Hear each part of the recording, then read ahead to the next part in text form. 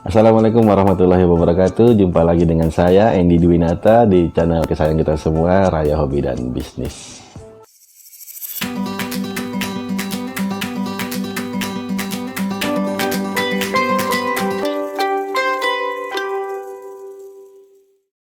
Nah, pada kesempatan kali ini saya ingin membahas tentang bisnis makanan. Ya, bisnis makanan ini adalah bisnis yang nggak ada matinya, beneran nggak ada matinya. Kenapa saya berani bilang nggak ada mati? Karena memang makanan kan kebutuhan ya, kebutuhan kita. Kita butuh makan dan minum gitu hari-hari. Jadi memang ini bisnis yang nggak ada matinya. Cuma kita harus tahu bagaimana sih bisnis ini gitu. Yang kita kan harus paham ya kan gitu.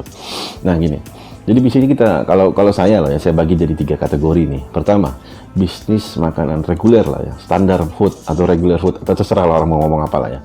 Contoh, bakso, nasi goreng, kalau pagi itu nasi uduk, misalnya lontong sayur, gitu-gitu ya. Ada lagi bisnis yang musiman, seasonal food, misalnya boba, teh 2 daun dulu pernah ya. Atau kalau makanan churros, apalagi lah, gitu banyak lah ya. Biasanya sih franchise. Terus ada juga makanan yang lebih spesifik lagi, contoh misalnya makanan khusus yang gulanya rendah, khusus untuk orang yang gula darah tinggi misalnya, atau makanan yang mengandung rendah kalori, rendah lemak misalnya. Kita bikin makanan-makanan sehat lah, atau yang untuk vegetarian misalnya, atau untuk makanan bayi misalnya, yang memang harus lebih sehat, organik dan lain sebagainya. Jadi ada 3 tipe itu kalau kita mau bisnis makanan. Tinggal kita mau pilih mau yang mana. Kalau Anda misalnya memilih makanan yang contoh, makanan yang umum tadi misalnya yang regular food tadi atau standar food atau apalah ya boleh-boleh saja. Soalnya gini loh, saya sendiri punya gitu. Memang sih tertarik kalau ada makanan baru, ada franchise baru, coba dong, kita coba yuk. Tapi kan sudah nyoba kadang-kadang biasanya sudah gini aja rasanya, atau kalau memang ya paling nanti next saya beli lagi gitu kan.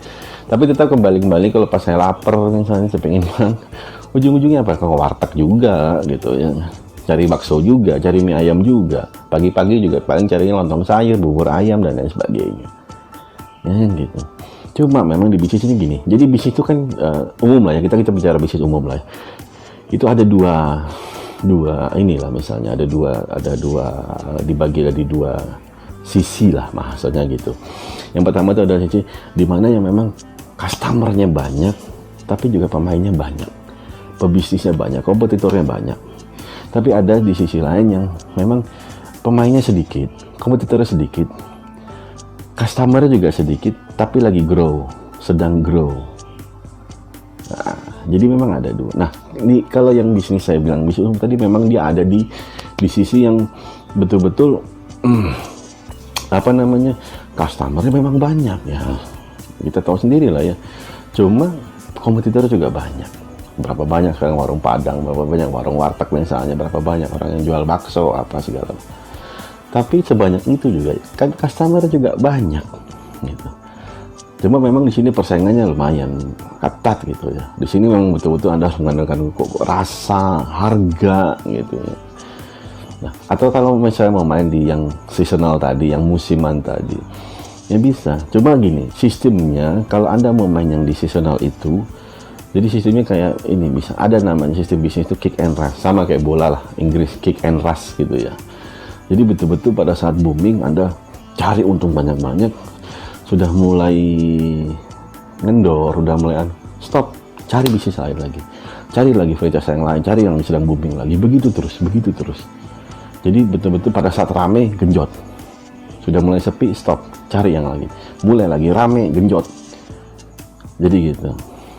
Coba memang namanya biasanya kan itu bentuknya franchise ya. Nah, kalau sudah franchise itu kan biasanya butuh modal lebih besar biasanya, tapi itu kalau Anda memang punya, tidak ada masalah. Atau sebenarnya yang masuk ke sisi tadi yang saya bilang bahwa kompetitor juga sedikit, tapi customer juga memang saat ini masih relatif sedikit, cuma sedang grow, bertumbuh gitu. Nah, contoh tadi itu yang misalnya makanan sehat, atau makanan yang misalnya Anda bikin bakery yang tidak mengandung gluten misalnya, atau yang gulanya sedikit, atau makanan vegetarian gitu misalnya. Nah, itu memang itu juga bagus. Nah, dia punya customer-nya khusus memang. Pemainnya tapi juga nggak banyak. Jadi Anda tidak berdarah-darah di situ gitu loh untuk memenangkan pasar gitu ya. Atau Anda jual bubur untuk anak-anak misalnya, untuk bayi misalnya, yang betul-betul Anda harus pilih makanan dari organik misalnya gitu ya kan. Tapi memang dan di sini kan harganya memang cukup tinggi. Dan Anda juga bisa ngambil keuntungan yang cukup tinggi karena memang tidak banyak yang main di sini. Kalau Anda menyediakan itu juga bagus. Makanya kalau Anda mau bisnis makanan itu bagus, benar.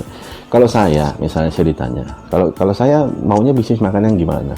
Kalau saya lebih tertarik ke makanan yang umum-umum aja gitu. Contoh nasi goreng, contoh bakso. Itu, wah, saya misalnya kita lihatlah banyak sekali buktinya tukang bakso, nasi goreng, mie ayam yang bertahan dari kita kecil sampai saat ini kan banyak banget. Arti kata itu makanan yang orang akan kembali terus. Gitu. Tapi pilihannya ada di Anda. Silakan Anda mau bisnis apa saja. Yang jelas tetap utamakan kualitas. Karena makanan ini kalau sudah ini bahaya. Anda akan ditinggalkan karena terlalu banyak pemainnya. Tapi buat saya ini bisnis yang cukup menjanjikan. Bisnis yang nggak ada matinya. Mungkin itu dulu dari saya. Jika ada kata-kata yang menyinggung, saya mohon maaf yang sebesar-besarnya. Tidak ada niat saya untuk menyinggung siapapun. Tapi jika dirasa video ini bermanfaat, saya minta tolong di subscribe ya. Klik tombol loncengnya biar nanti kalau saya kasih ada upload video-video baru Anda tahu lah.